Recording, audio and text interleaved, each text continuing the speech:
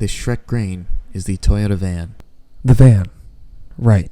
It's the van. I don't know. I did that video like a few months ago at this point. I've been selling real estate.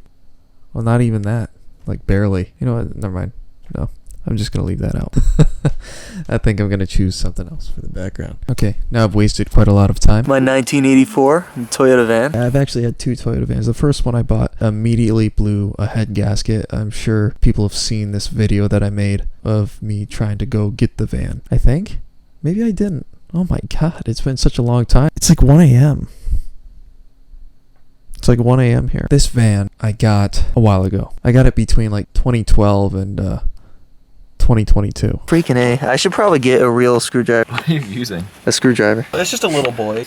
You know, I ended up getting this car registered, inspected, you know, the whole 9 yards for it to be actually legal. I took it up to Syracuse and back so we could go to the Syracuse Mall. But then it just kept giving me small problems here and there. The cruise control worked, and then it stopped working. When I turned the vents on in the back, it blew out a ton of mouse droppings right into my buddy's face. The coolant started to leak. The clutch just gave out one day. Small things kept happening to this car. It's like cursed. One of the homeless dudes up at the Syracuse Mall was a shaman and just...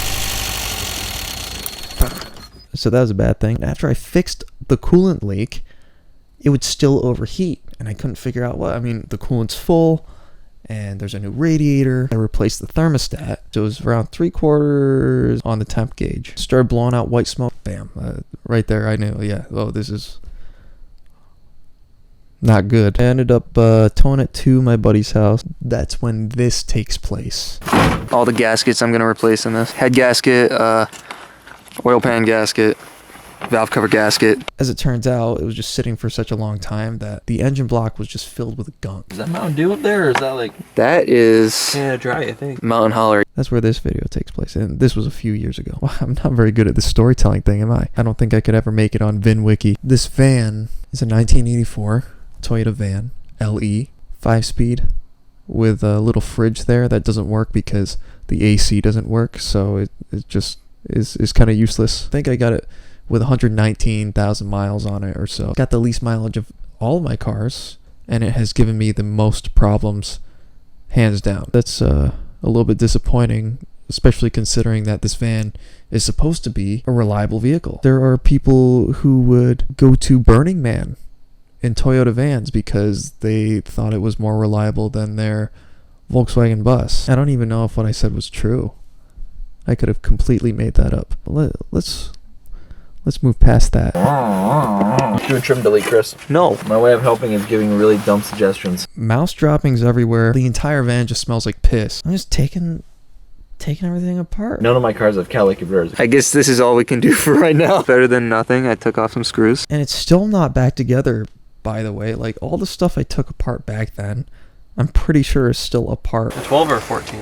That's a Phillips. Start taking all the panels off so I can just work on the engine, which in a regular car would be under the hood, but with a Toyota van, it's under the seat. To the party last night, and some girl was like, "I'm not drunk," and then she blinks with one eye and then the other. I think I took apart a lot of things that I just didn't need to, because I was kind of mindlessly talking. Because we also have the truck in the back, the truck cab in the back, and yeah, I have pictures of that too, where we have a truck cab in the back of my truck, and pieces of the rust were flying off the truck on the highway. Okay, well that was a hard day's work.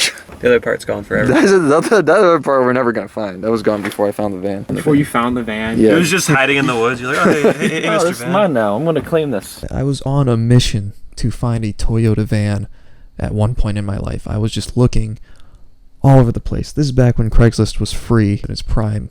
They just decided to make everybody pay $5 to post a vehicle for sale. Who wants to do that? Everybody's going to go to a free platform like Facebook Marketplace, obviously. Getting a little bit too big for your britches, Craigslist. With my Craigslist opinion out of the way, I was looking on Zoom the List. I was willing to travel cross country to find a van. Now it's just kind of sitting around in my neighbor's yard, broken down. I never asked him permission to put it there, by the way. I just parked the van in his yard. I'm sure that's not the best thing to do.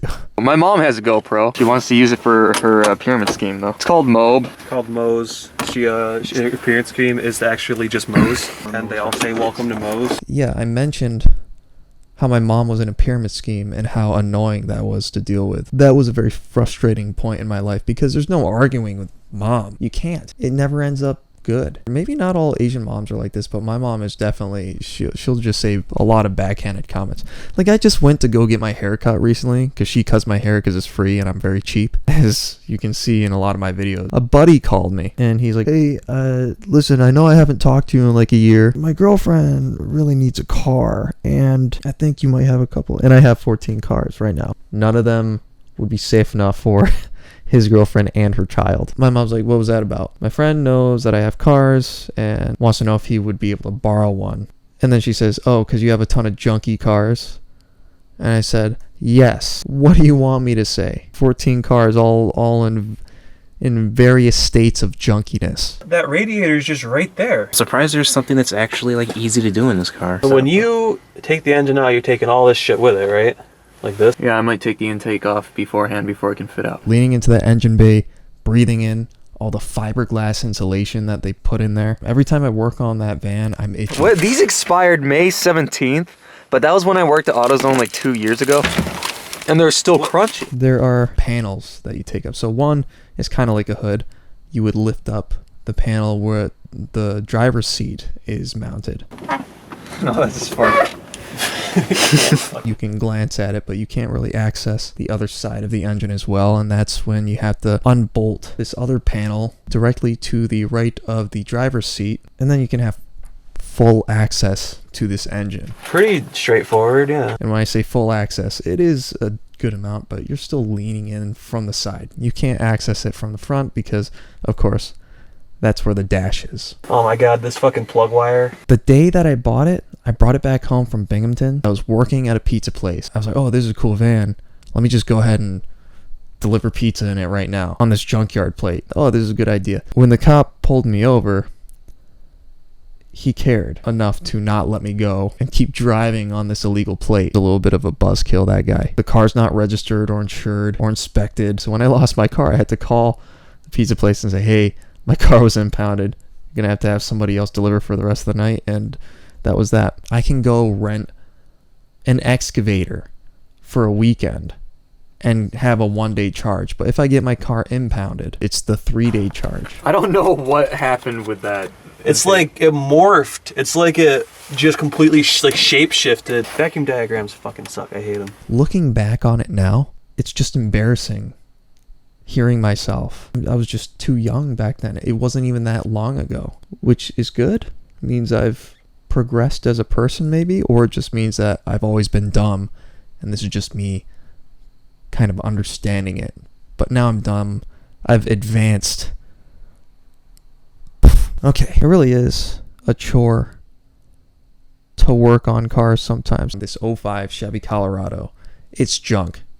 I shouldn't be working. This is destined for the junkyard, but I decided to go in and replace the wheel bearings on it. If I take this 1986 MR2, and I know it's kind of a junky car, but if I hit a deer with it, I'm going to be a little upset. My 83 944, and I wrap it around a pole, I'm going to be a little bit upset. 1990 Miata, and I crash it into a ditch, I'm going to be a little bit upset. Take my 325i, I backflip it off an overpass, I'm going to be a little bit upset. But if I take this truck and do any of those things, I will not care. It was just a Colorado, dude.